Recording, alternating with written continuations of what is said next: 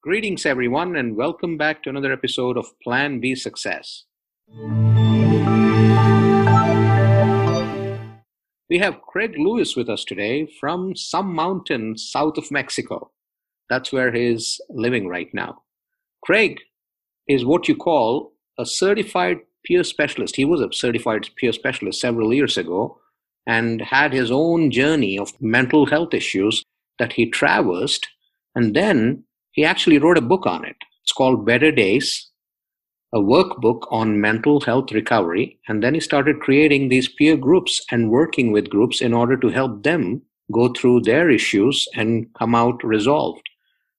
Now, that he did about 5 to 6 years ago when he was in the US. Now he's in Mexico and he's had a totally different kind of a life over the last 5 to 6 years, which we will hear from him in his own words. So welcome, Craig. Thank you so much for having me. I am super happy to be here, and I am extremely grateful to be alive. So I'm ready to rock. Awesome. Ready to rock. So tell us a little bit about yourself, Craig. I'm 46 years old. I live in a beautiful town surrounded by a mountain range, protected by a mountain range in the south of Mexico. I'm from the northeast of Massachusetts in the United States. I went through some really challenging things as a child. My parents were not particularly kind to me. In fact, they were quite cruel. And I spent the majority of my teenage years in treatment. I spent my 20s and 30s dealing with all sorts of life challenges, mental issues, poverty, and dysfunction. I ultimately, in the mid-2000s, what we would often consider hit rock bottom. Now, I always make a joke that I've hit rock bottom 100 times because I have. But this is like a defining moment of hitting rock bottom. And I decided I was either going to live or I was going to die. Not to be grim, but obviously you can tell I made the right decision, or I made the decision that I made. And I sought out some help, and that help turned into the beginning of the rest of my life. And what I mean by that is that I was validated for the challenges I had, and I was offered support in working through them. And through that, I decided I wanted to have a respectable job, a reputable, legitimate job. And I found myself by miracle, to be quite honest with you, in a training program for adults who self-identified with having lived experience with addiction, trauma, and mental health issues, to be trained and receive college credit to become a lived experience mental health worker. And you gave the right terminology at the beginning in your introduction, certified peer specialist. And so I went through the program, I graduated, and I worked as a health worker successfully for 10 years in different agencies in Boston, helping people create better lives for themselves. And as part of my initial training, in my internship, I was required to create something that would be left behind at the program I was interning at. And so I proposed this concept of a peer support group that I titled Better Days, which is basically going to be a passage in worksheets or a passage in questions based on my own experience of trying to cope with or figure out how to respond to something better or to deal with a trigger better or whatever it may be. And lo and behold, people at the program that I was interning at liked it.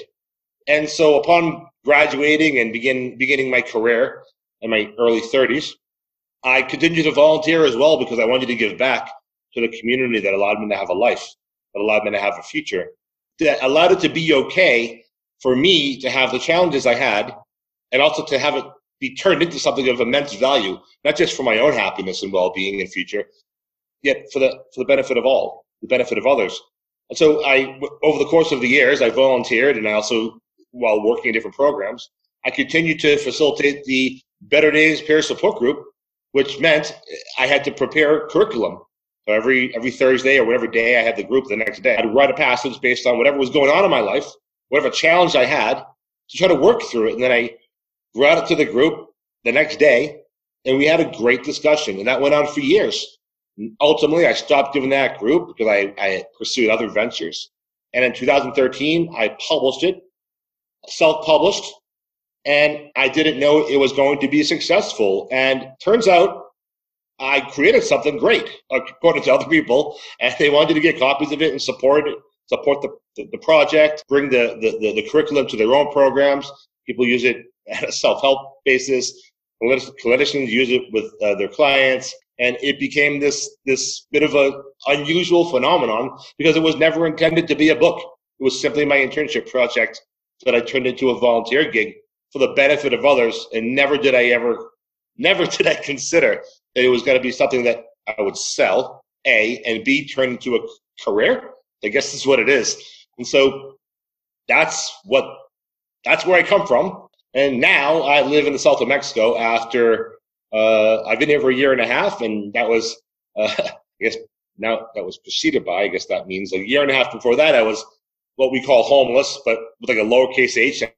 I noticed my life in the U.S. was just unbearable, unmanageable, and I think what happened is that a lot of people in the United States didn't really appreciate somebody who was just ready to work and get down to business when it came to helping people do the work within themselves to be able to live better lives. And I think that wasn't part of the capitalist plan. So I had to just take that wisdom and take it elsewhere, and that's what I did. So now I live in Mexico. I'm building a new life for myself, learning a new language. And as you see behind me, it's like one of my walls of posters, because when I was struggling in the United States, I had to find my way.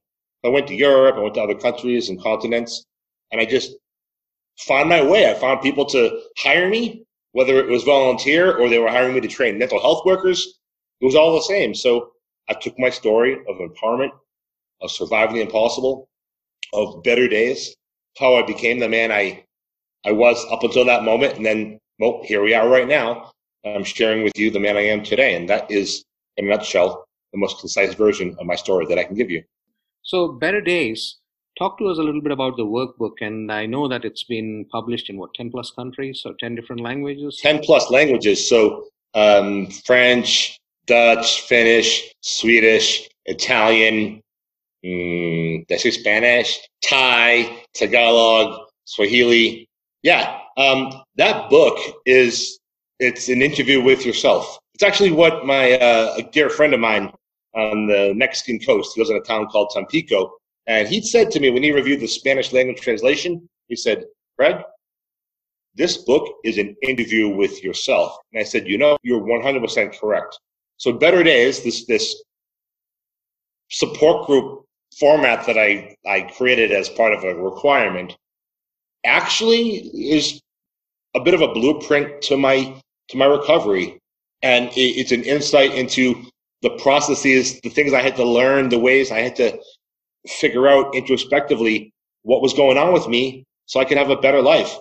And what the book is, the Better Days Workbook, it's 37 passages with 37 accompanying worksheets. And people are free to do with it what they want. And there's no wrong answer to these questions because you only know the answer.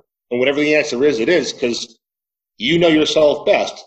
And the crux of this the crux of this entire project, and really I think to humanity, that you're the expert on you. You know what makes you feel better. You know what makes you feel worse. You know when you feel safe.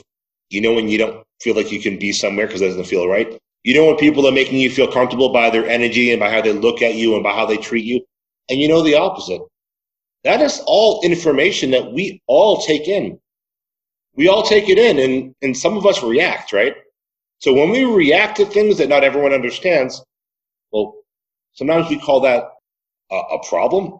I don't want to use that word problem, but sometimes people in the world will look at other people who have intense reactions as people who are having a problem. Maybe that person is just overloaded or overwhelmed, or they don't know exactly why they're responding to things the way they, and of course, that can often result in things you don't want. They don't want to happen. But what if instead they could get down to the bottom of it? And Better Days, in the work I do in general, is intended to help people get to the bottom of whatever it is that's causing them the distress they're having, and to make a change by figuring out what it is that they want to change and figuring out what their life would be, how their life would be if they did something different. and that I know that it works. So I live it. I live it, even though I don't always like day to day like succeed at everything I'm trying to do, because we're all works in progress.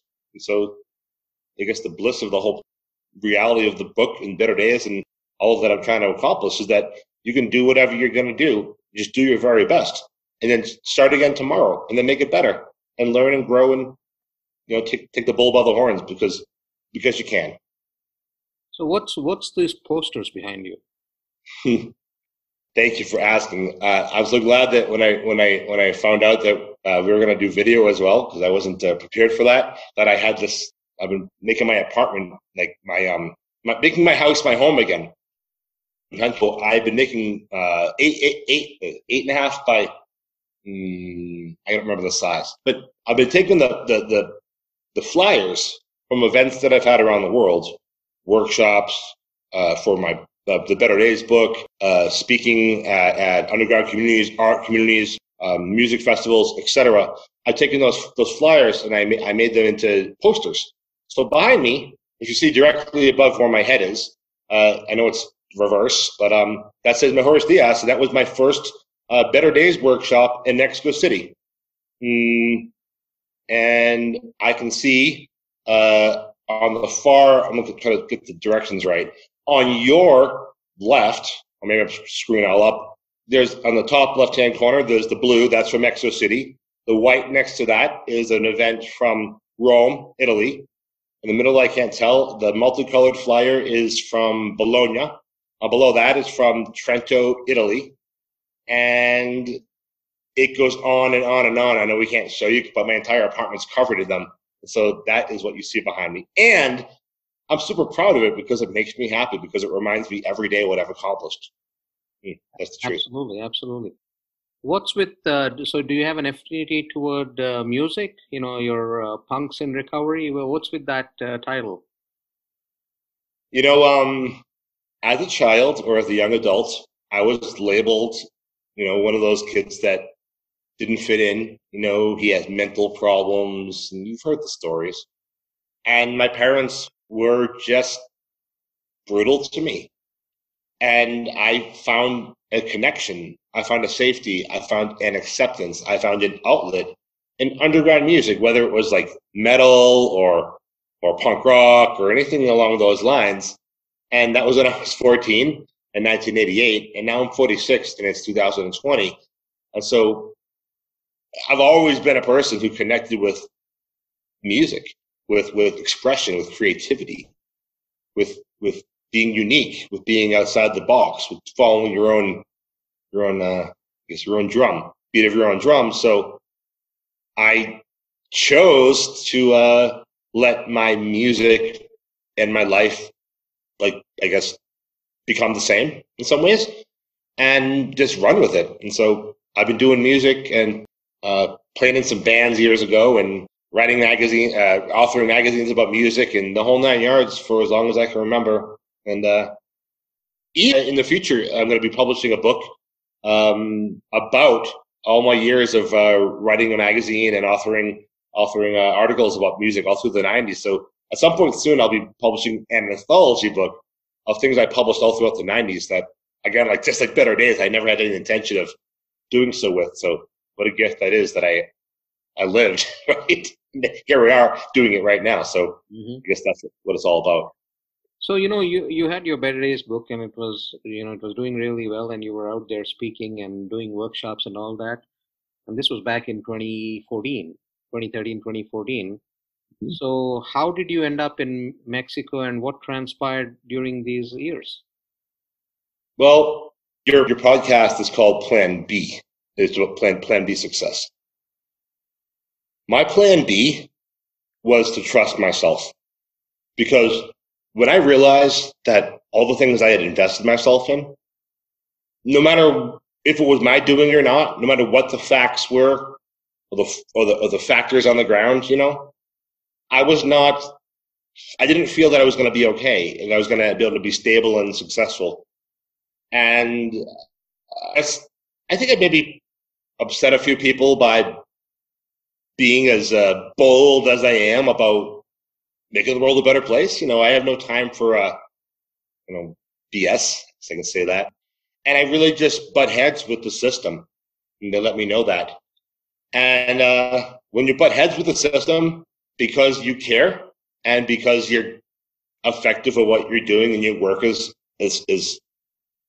useful, that doesn't always work out as easy or as nicely as you'd like. And so upon realizing that, I had to just take a leap of faith, like Steve Harvey, the comedian and Family Feud host, speaks about. He just talks about sometimes when you face an impossible situation, it's not really impossible. You just have to take a jump, take a leap. So realizing that my life in the United States was not going to work out for me in the way that I tried to make it work, I bought a one-way ticket to Europe, and I landed there in France and didn't speak any other languages. And I spent more or less a year and a half living in Europe, traveling around. And over the course of that period of time, I built a new life for myself, realizing that I could be very happy not in the United States. And I actually found out that the English language that I speak, that we're communicating in right now, when I separated myself from that, from the knowledge, the ease with which people can Google you, and the social environments and the professional and I guess other realities I was part of, the language I was speaking was problematic because it was connected to so much of my past. So when I found myself in other countries, in particular, for example, like France, where not that many people are fluent in English, it allowed me to connect with my energy, with my heart, with my character. I had to slow down. And what ended up happening is I realized, and again, I don't like saying the word problems because I don't believe they exist, but I realized the things that were hurting me so much, the things that were bringing me down so much, they were back in North America. And I could just learn how to not have it always bother me. And I accomplished that by knowing people who didn't really speak English and having relationships and connections with them, professionally and otherwise. That turned into the beginning of how I'm sitting here on a beautiful, hot winter day. I guess it's winter almost. It's almost the middle of November. So a beautiful day here with my door open. And I have a cat sitting next to me and hummingbirds and butterflies. That's a pretty good life, considering that there was a point in time where I didn't think I was going to be able to make it. And so I made that decision. So my plan B was my only plan. I know your podcast talks about you should always have a plan B, but my plan B was to jump into the wind, trust myself, and know that I was solid, know that I was rooted in a foundation of truth and decency, and see what would happen and see how people responded to me. And as it turned out, I was right. It's been a rocky road. It's not been easy, and it's still not, but I'm okay and smiling. And so that's worth a lot. And are you still focused on working on better days and working with groups and stuff, or are you doing anything different? The past 11 months of the world being in chaos has interrupted my activities, much like every other person in the world. Usually I'll travel to Europe for work and train mental health workers and give groups and the whole 9 yards. And that didn't happen this year. Usually I go every 3 months. And so I've been living in my mountain town for 11 months and doing things a little differently because I don't speak the language here nearly as well as I need to. So I'm working on that. And I've actually spent a lot of time on my healing, trying to recognize the things about myself that I need to work on. And frankly, Better Days is about that. It's about looking at yourself introspectively, figuring out what it is you need to work on, and coming up with ways to do it and reasons. So I guess it's fair to say that I still am doing it. I'm just not doing it with other people. I'm doing it with myself. And well, thank goodness I've proved to myself it works. I can take that and build something even more beautiful from that. And for people that are interested in looking at the workbook, Better Days, is there a place that they can go to find it?